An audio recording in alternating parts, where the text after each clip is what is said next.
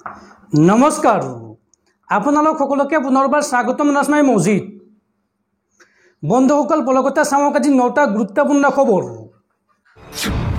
প্ৰথমটো খবৰ দেখত সমাপ্ত হল 2024 লোকসভা নিৰ্বাচন আৰু অহা 4 জুনত ঘোষণা কৰা হ'ব 2024 লোকসভা নিৰ্বাচনৰ ফলাফল এইবাৰ দেখত কোনে গঠন কৰিব চৰকাৰ বিজেপি নে কংগ্ৰেছে আৰু তাৰ পূৰ্বেই অৰ্থাৎ ফলাফল ঘোষণাৰ পূৰ্বেই প্ৰকাশ পাইছে এক্সিট পোল দেশৰ কেইবাটাও সংবাদ প্ৰতিষ্ঠানে প্ৰকাশ কৰিছে এক্সিট পোল আৰু অসমৰ 14টা লোকসভা সমষ্টিক লৈ এক্সিট পোল প্ৰকাশ কৰিছে অসমৰ আখাৰী সংবাদ প্ৰতিষ্ঠান DY365 DY365 ৰ এক্সিট পোল অনুসৰি অসমৰ 14টা লোকসভা সমষ্টিৰ ভিতৰত বিজেপি প্লাস অৰ্থাৎ বিজেপিৰ লগত যি অন্যান্য ৰাজনৈতিক দল আছে বিজেপি প্লাসে লাভ কৰিব 10ৰ পৰা 11খন আসন কংগ্ৰেছে লাভ কৰিব 3ৰ পৰা 4খন আসন বিপিএফে লাভ কৰিব 0ৰ পৰা 1খন আসন AIUDF লাভ কৰিব 0ৰ পৰা 1খন আসন আৰু আদাৰ্স অৰ্থাৎ অন্যান্য লাভ কৰিব 0ৰ পৰা 1খন আসন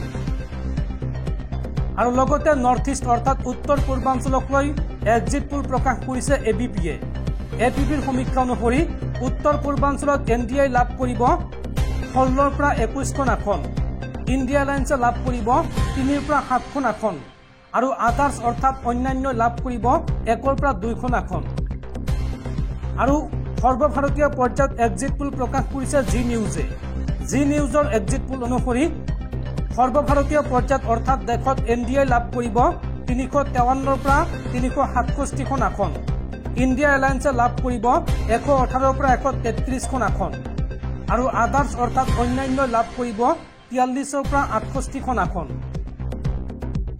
আৰু লগতে সৰ্বভাৰতীয় পৰ্যায়ত ৰিপাব্লিক টিভিয়ে প্ৰকাশ কৰিছে এক্সিট পোল ৰিপাব্লিকৰ এক্সিট পোল অনুসৰি সৰ্বভাৰতীয় পৰ্যায়ত এইবাৰ NDA লাভ কৰিব 353ৰ পৰা 368খন আসন ইণ্ডিয়া এলায়েন্সে লাভ কৰিব 118ৰ পৰা 133খন আসন আৰু আদাৰ্স অৰ্থাৎ অন্যান্য লাভ কৰিব 43ৰ পৰা 48খন আসন অৰ্থাৎ এইবাৰৰ সমীক্ষা অনুসৰি দেশত পুনৰ হ'ব মোদী চৰকাৰ দেশত পুনৰ বিজেপি চৰকাৰ হোৱাৰ ইংগিত দিছে এইবাৰৰ এক্সিট পোলে আৰু এতিয়া 4 জুনলৈ অপেক্ষা কৰিব লাগিব 4 জুনত লক্ষণীয় হ'ব এই এক্সিট পোল কিমান দূৰ সঁচা প্ৰমাণিত হয় যদি এক্সিট পোলৰ মতে এইবাৰ ফলাফল হয় তেন্তে নিশ্চয়কৈ দিল্লীত পুনৰ বিজেপি চৰকাৰ হ'ব দেশত পুনৰ প্ৰধানমন্ত্ৰী হ'ব নৰেন্দ্ৰ মোদী সময় বেছি নাই 4 জুনলৈ অপেক্ষা কৰিব লাগিব সকলোৱে 4 জুনত ফলাফল প্ৰকাশ পাব তাৰ পিছতে গম পোৱা যাব এই এক্সিট পোল কিমান দূৰ সঁচা প্ৰমাণিত হয়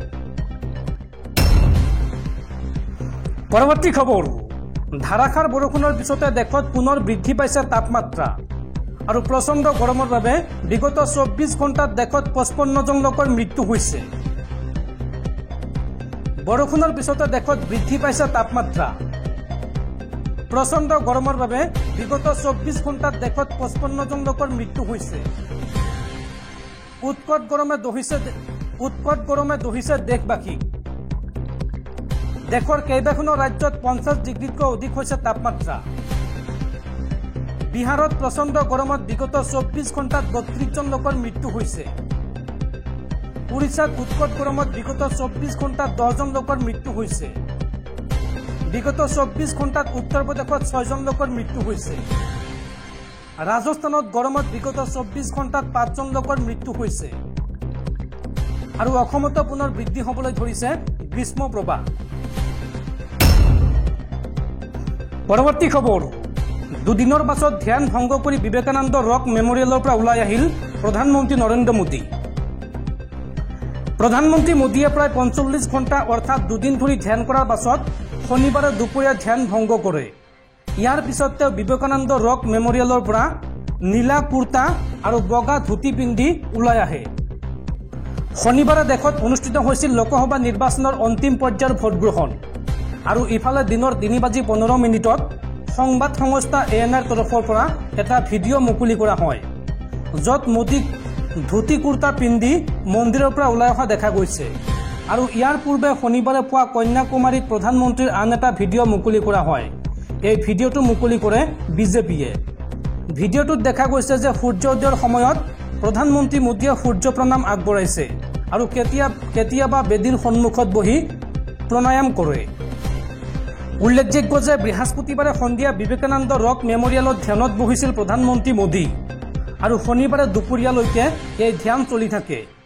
এই দুদিন মৌন হৈ ধ্যানমগ্ন আছিল প্ৰধানমন্ত্ৰী মোদী। কেৱল তৰল খাদ্য সেৱন কৰিছিল এই দুদিনত। উল্লেখযোগ্য যে 2019 লোকসভা নিৰ্বাচনৰ পাছত প্ৰধানমন্ত্ৰী মোদী গৈছিল কেদাৰনাথলৈ আৰু 2014 চনৰ নিৰ্বাচনৰ পাছত মহাৰাষ্ট্ৰৰ প্ৰতাপগড়লৈ গৈছিল প্ৰধানমন্ত্ৰী মোদী আৰু এইবাৰ কন্যাকুমাৰীত ধ্যানত বহিছিল প্ৰধানমন্ত্ৰী মোদী। বন্ধুসকল, তাৰপিছত 4 নম্বৰ খবৰটো জনোৱাৰ আগতে আপোনালৈ এটা সৰু ৰিকুৱেষ্ট, যদি তেওঁলোকে এইটো ভিডিঅ'ত লাইক কৰা নাই তেন্তে প্লিজ এটা লাইক কৰি দিয়ক আৰু এনেকুৱা ধৰণৰ নতুন নতুন ভিডিঅ' পাবলৈ চেনেলটো ছাবস্ক্ৰাইব কৰি কাষত থকা বেল আইকনটো প্ৰেছ কৰি ৰাখক। পৰৱৰ্তী খবৰ, মুকেশ আম্বানীক চেৰ পেলাই পুনৰ দেশৰ ধনাঢ্য ব্যক্তিৰ তালিকাৰ শীৰ্ষত গৌতম আদানী। বিগত 24 ঘণ্টাত 14% বৃদ্ধি পায় আদানী গ্ৰুপৰ শ্বেয়াৰ আৰু $111 বিলিয়ন সম্পত্তিৰে তালিকাৰ শীৰ্ষত গৌতম আদানী। $109 বিলিয়ন সম্পত্তিৰে বিশ্বৰ ধনাঢ্য ব্যক্তিৰ তালিকাৰ দ্বিতীয় স্থানত মুকেশ আম্বানী। পৰৱৰ্তী খবৰ, ৰাজ্যত সংঘটিত হৈছে এক মৰ্মান্তিক ঘটনা। হোৱাটছএপ ষ্টেটাছ লিখি বুঢ়াদিয়া নৈৰ পাৰত চৰম সিদ্ধান্ত ল'লে এহাল নাবালক প্ৰেমিক প্ৰেমিকাই। প্ৰেমৰ কৰুণ পৰিণতি। নলবাৰী জিলাৰ বানেকুছিৰ বুঢ়াদিয়া নৈৰ পাৰত এহাল কিশোৰীৰ মৃতদেহ উদ্ধাৰৰ ঘটনাই ৰাজ্যজুৰি চাঞ্চল্যৰ সৃষ্টি কৰিছে। বুঢ়াদিয়া নৈৰ পাৰত এজোপা গছত চিপ লৈ এহাল প্ৰেমিক প্ৰেমিকাই চৰমপন্থা বাছি লয় আৰু একেডাল ৰছীৰে চিপ লৈ কিশোৰীহালে শেষ নিশ্বাস ত্যাগ কৰে। স্থানীয় লোকে মৃতদেহ দুটা প্ৰত্যক্ষ কৰাৰ লগে লগে এই খবৰ অঞ্চলটোত বিয়পি পৰে আৰু খবৰ পোৱাৰ পাছতে ঘটনাস্থলীত উপস্থিত হয় নলবাৰী জিলাৰ আৰক্ষী অধীক্ষক সুপ্ৰিয়া দাস। লগতে জিলা দণ্ডাধীশৰ উপস্থিতিত এই ঘটনাৰ তদন্ত আৰম্ভ কৰা হয়। মৃত কিশোৰীহালৰ ঘৰ বাক্সাৰ বৰমাৰ দলমাৰীত বুলি জানিব পৰা গৈছে। আৰক্ষী প্ৰাথমিক তদন্তত প্ৰেমৰ বাবে এই সিদ্ধান্ত লোৱাৰ সন্দেহ প্ৰকাশ কৰা হৈছে। এতিয়া প্ৰশ্ন হৈছে কিয় এইদৰে নৈৰ পাৰত চূড়ান্ত সিদ্ধান্ত বাছি ল'লে প্ৰেমিকহালে। জানিব পৰা মতে দুয়োগৰাকীৰে মাজত দীৰ্ঘদিন ধৰি চলি আছিল প্ৰেমৰ সম্পৰ্ক আৰু সেই কথা দুয়োখন ঘৰে জানিছিল। মৃত কিশোৰজনৰ আত্মীয়ৰ অভিযোগ, কিশোৰীগৰাকীৰ পৰিয়ালে কিশোৰজনৰ ওপৰত মানসিকভাৱে হেঁচা দি আহিছিল, কিন্তু উপযুক্ত বয়স নোহোৱাৰ বাবে দুয়োৰে মাজত বিবাহ সম্ভৱ হোৱা নাছিল। এইবাৰ হাইস্কুল শিক্ষান্ত পৰীক্ষাত উত্তীৰ্ণ হৈছিল কিশোৰীগৰাকী। বয়স অনুসৰি দুয়োগৰাকী নাবালক, গতিকে আইনগতভাৱে দুয়োৰে বিবাহৰ বয়স হোৱা নাছিল। কিন্তু অভিযোগ অনুসৰি কিশোৰীগৰাকীৰ পৰিয়ালে কিশোৰজনক বাৰম্বাৰ চাপ দি আহিছিল। জানিব পৰা মতে কিশোৰজনৰ মৃত্যুৰ পূৰ্বে হোৱাটছএপত দিছিল এটা বিশেষ ষ্টেটাছ। কিশোৰীগৰাকীৰ কপালত সেন্দুৰ পিন্ধাই দুয়ো একেলগে উঠা এখন ফটোৰ লগতে এডাল ৰছীৰ ফটো কিশোৰজনে দিছিল ষ্টেটাছ। কিশোৰজনে ষ্টেটাছত লিখিছিল, good bye all, last option আমাৰ সঁচা প্ৰেমিক, মা পাপা হেপী থাকিবা, আমাকতো এনেও জোৰা নকৰিলাই, কিন্তু এতিয়া ভালকৈ দুয়োটা একে স্থানতে ৰাখিলেই হ'ল। আৰু তাৰ পিছতেই এটা গছৰ ডালত একেডাল ৰছীতে চিপ লোৱা অৱস্থাত উদ্ধাৰ হৈছে এই প্ৰেমিক প্ৰেমিকাহালৰ মৃতদেহ। পৰৱৰ্তী খবৰ, ভাৰতীয় বতৰ বিজ্ঞান কেন্দ্ৰৰ আগজাননী, ৰাজ্যত পুনৰ হ'ব মুখলধাৰ বৰষুণ। আগন্তুক 48 ঘণ্টাত ৰাজ্যত হ'ব প্ৰচণ্ড ধুমুহা বৰষুণ। উৎকট গৰমৰ মাজতে ৰাজ্যত পুনৰ আহিব ধুমুহা বৰষুণ। ৰাজ্যৰ আটাইকেইখন জিলাতে কম বেছি পৰিমাণে বৰষুণ হোৱাৰ সম্ভাৱনা আছে আৰু এই সন্দৰ্ভত ৰাজ্যত জাৰি কৰা হৈছে অৰেঞ্জ এলাৰ্ট। পৰৱৰ্তী খবৰ, অনলাইন জোৱাৰ প্ৰচাৰ চলাই চাকৰি হেৰুৱালে ইউটিউবাৰ তথা শিক্ষক লাবুমণি আমচাঙে।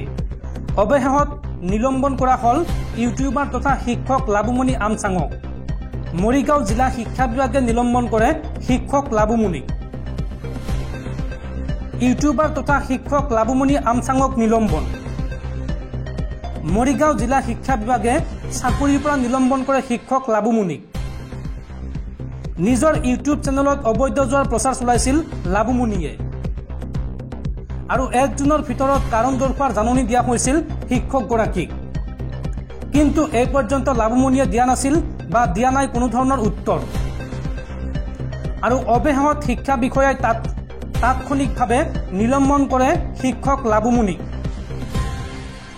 শিক্ষা বিভাগৰ নীতি নিৰ্দেশনা উলংঘা কৰাৰ অভিযোগ উত্থাপন হৈছে এইগৰাকী ইউটিউবাৰ ৰূপী শিক্ষক লাবুমণিৰ বিৰুদ্ধে। পৰৱৰ্তী খবৰ, এতিয়াৰ পৰা মুছলমান লোকে ৰাখিব নোৱাৰিব দীঘল দাঢ়ি, লগতে মুছলমান মহিলাই পিন্ধিব নোৱাৰিব হিজাব। ৯৬% মুছলমান থকা এখন ইছলামিক ৰাষ্ট্ৰৰ এই সিদ্ধান্তক লৈ এতিয়া বিশ্বজুৰি চৰ্চা।